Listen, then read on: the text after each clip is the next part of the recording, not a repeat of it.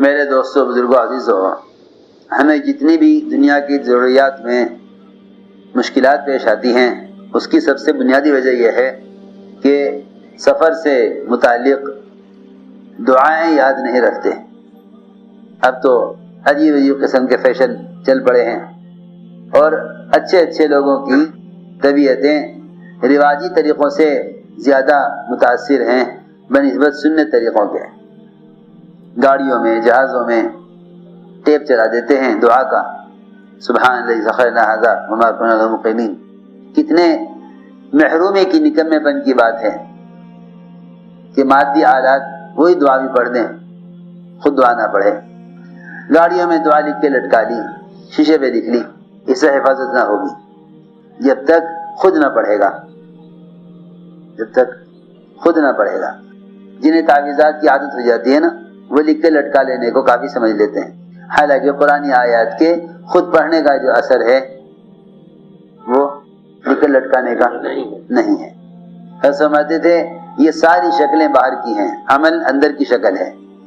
جب تک اندر کی مایا سے عمل نہ ہوگا اس وقت تک اندر کا نظام متاثر نہیں ہوگا۔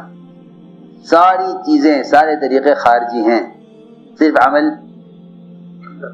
عمل داخلی چیزیں، سب چیزیں خارجی ہیں۔ تو میں نے عرض کیا سواری بیٹھتے ہیں، سواری دعا پڑھ لیتی ہے، حالانکہ سواری کے دعا پڑھنے سے نہیں ہو تو سوار کے دعا پڑھنے سے حفاظت ہوگی۔ کہیں لکھ کر لٹکا لیتے ہیں، کہیں گاڑی سے آواز آ جاتی ہے دعا کی۔ جہازوں میں سفر کرو، اسلامی ممالک بڑے خوش ہوتے ہیں کہ بھئی ہمارے جہازوں میں دعا پڑھی جاتی ہے۔ نہیں، کوئی آدمی بذات خود سب کو دعا پڑھا دے تو یہ تذکیر ہوگی سب کے لیے، اس کا اثر ہوگا، اس سے حفاظت کا وعدہ ہوگا۔ اور اگر مشین دعا پڑھ لے تو اس سے مسافر کو کیا فائدہ؟ تو میں نے عرض کیا کہ ہماری طبیعتیں رواج سے متاثر ہیں۔ حضور اکرم صلی اللہ علیہ وسلم نے ہر موقع کی دعائیں تعلیم دی۔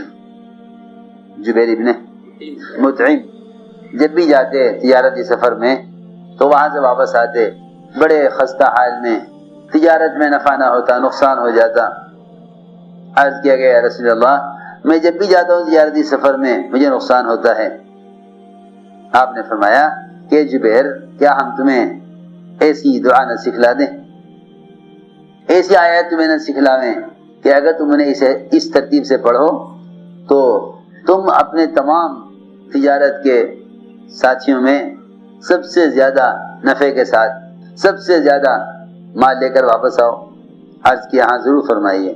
آپ نے فرمایا کہ بسم اللہ الرحمن الرحیم کے ساتھ قل یا ایھا الکافرون اذا جاء اور قل هو اللہ، قل اعوذ برب الفلق، قل اعوذ برب الناس، یہ تمام صورتیں بسم اللہ کے ساتھ پڑھ لیا کرو، اور سب کے آخر میں ایک مرتبہ بسم اللہ الرحمن الرحیم پڑھ لیا کرو جب بھی تم زیارت سفر میں جاؤ۔ لیکن جب سے میں نے یہ شروع کیا آپ کی مجھ سے ملاقات ہوئی، فرمایا جبیر ابن مطعم اب کیا حال ہے؟ میں نے عرض کیا کہ جب سے میں نے یہ پڑھنا شروع کیا میں اپنے تمام ساتھیوں میں سب سے زیادہ نفع لے کر واپس ہوتا ہوں، سب سے زیادہ نفع لے کے واپس۔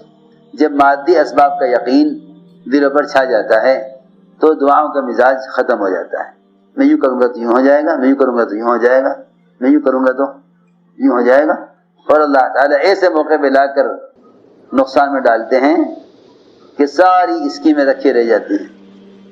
اس لیے کوئی موقع ایسا نہیں جہاں کے لیے حضور اکرم صلی اللہ علیہ وسلم نے دعا نہ بتائی ہو۔ سفر کی دعائیں تاکہ سفر وہ گناہوں سے محفوظ رہے اور حوادثات سے بھی محفوظ رہے۔ سفر میں دو چیزیں اصل ہیں، ایک حادثے سے حفاظت، دوسرے گناہوں سے حفاظت۔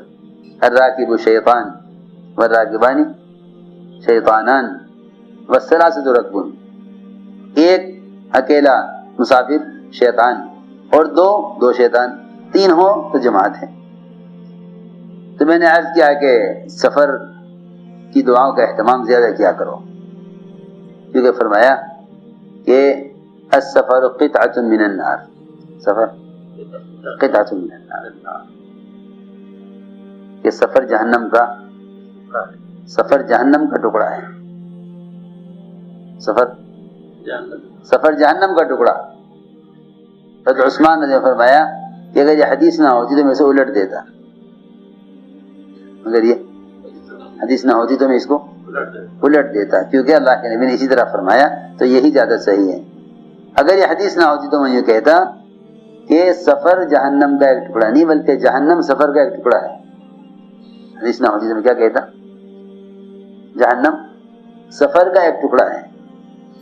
اگر حدیث نہ ہوتی تو میں اس کو الٹ دیتا, یہ کہتا کہ جہنم سفر کا ایک ٹکڑا ہے, کیونکہ حدیث ہے کہ سفر جہنم کا ایک ٹکڑا ہے.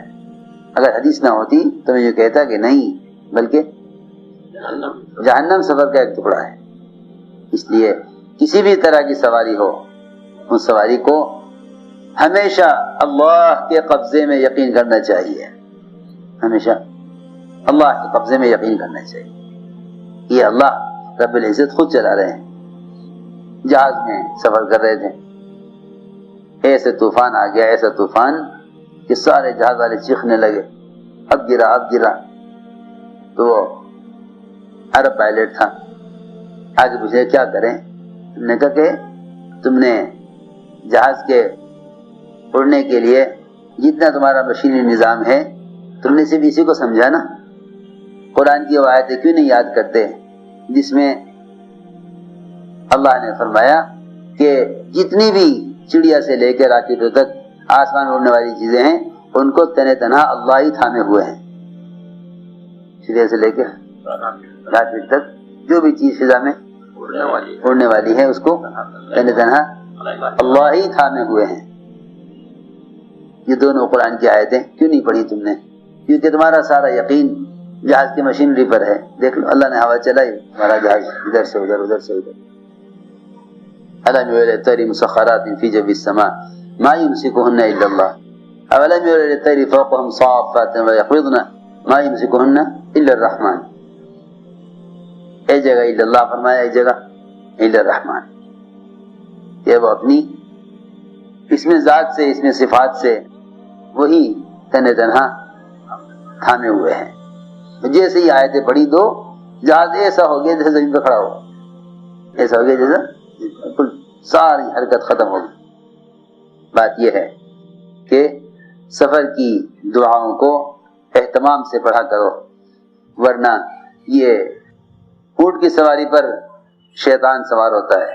اگر دعا کا اہتمام نہ کیا جائے, اس اونٹ کی سواری ہوا کرتی تھی, اور کیونکہ اونٹ بنا ہی شیطان کے خلاصے سے ہے اس لیے ساری حرکتیں اونٹ کے اندر شیطان والی ہیں.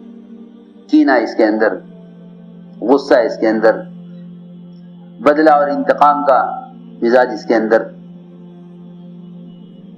پھر سواری ہے کبھی تک جاوے, اس لیے فرمایا اللہ ہی ہے جنہوں نے اس کو ہمارے لیے مسخر کیا ہوا ہے, ورنہ ہمارے قابو میں آنے والی نہیں تھی.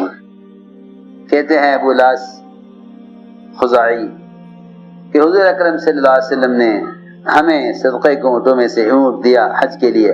ہم نے عرض کیا کہ یا رسول اللہ, ہمارا خیال تو یہ ہے کہ یہ ہمارا بوجھ اٹھا نہیں سکے گا, یہ سواری ہمارے لیے کافی نہ ہوگی. آپ نے فرمایا جتنے بھی اونٹ ہیں ان اونٹوں کی کوہان پر یا ان اونٹوں کے اونچے حصے پر ایک شیطان مسلط ہوتا ہے. لہذا تم اللہ کا نام لے لیا کرو جب ان سواریوں پر سوار ہوا کرو, جیسا اللہ نے تمہیں حکم دیا ہے کہ یہ تم سواری پر سوار ہوا کرو, دعا پڑھ لیا کرو. پھر اللہ رب العزت اس کو تمہارے لیے ایسا تابع کر دیں گے کہ تم جس طرح چاہو ان سے خدمت لو. فرمایا کہ پھر اللہ کے حکم سے یہ سواری تمہیں اٹھاوے گی. ابن عباس فرماتے رضی اللہ عنہما کہ حضور اکرم صلی اللہ علیہ وسلم نے ان کو اپنی سواری پر پیچھے بٹھایا. جب آپ سواری پر سیدھے ہو کر بیٹھ گئے, آپ نے 3 مرتبہ اللہ اکبر اللہ اکبر اللہ اکبر فرمایا, اور 3 مرتبہ سبحان اللہ فرمایا, اور 1 مرتبہ لا الہ الا اللہ فرمایا. پھر آپ سواری پر بیٹھنے کے بعد سواری کے اوپر لیٹ گئے, یعنی آگے کی طرف جھک گئے سینے کے بل. پھر آپ مسکرائے, ہنسے آپ. پھر حضرت ابن عباس کی طرف متوجہ ہوئے, فرمایا کہ جو بندہ اپنی سواری پر سوار ہوتا ہے اور اس طرح دعا پڑھتا ہے, اس طرح میں نے دعا پڑھی ہے, اللہ تعالیٰ اس کی طرف متوجہ ہو کر اس طرح ہنستے ہیں جس طرح میں تمہاری طرف دیکھ کر ہنسا ہوں. اللہ اس طرح مسکراتے ہیں دیکھ کر, خوش ہوتے ہیں کہ میرے بندے نے دعا مانگی, میں نے سواری اس کے لیے مسخر کر دی. اس پر اللہ خوش ہوتے ہیں. ابو اسامہ اپنے والد سے نقل کرتے ہیں کہ میں آپ کا ردیف تھا, ردیف کہتے ہیں سواری پر ساتھ بیٹھنے والے کو. ہمارے اونٹ کو ٹھوکر لگی, تو مجھے غصہ آیا, میں نے شیطان کو گالی دی, میں نے شیطان کو کہا ہلاک ہو جاوے شیطان, ہلاک ہو جاوے شیطان. آپ نے فرمایا کہ یوں نہ کہو, ورنہ شیطان تمہارے اس طرح کہنے سے خوشی میں پھول کر اتنا بڑا ہو جائے گا جتنا بڑا کسی کا بڑا گھر ہوتا ہے, پھول کر خوشی میں بڑا ہو جائے گا.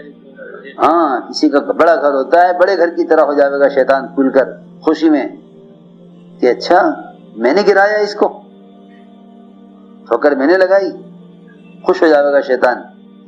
ہم پتہ نہیں کتنی چیزیں ایسی پیش آتی ہیں کیسے شیطان کو گالی دے کے فائدہ ہو جاتے ہیں.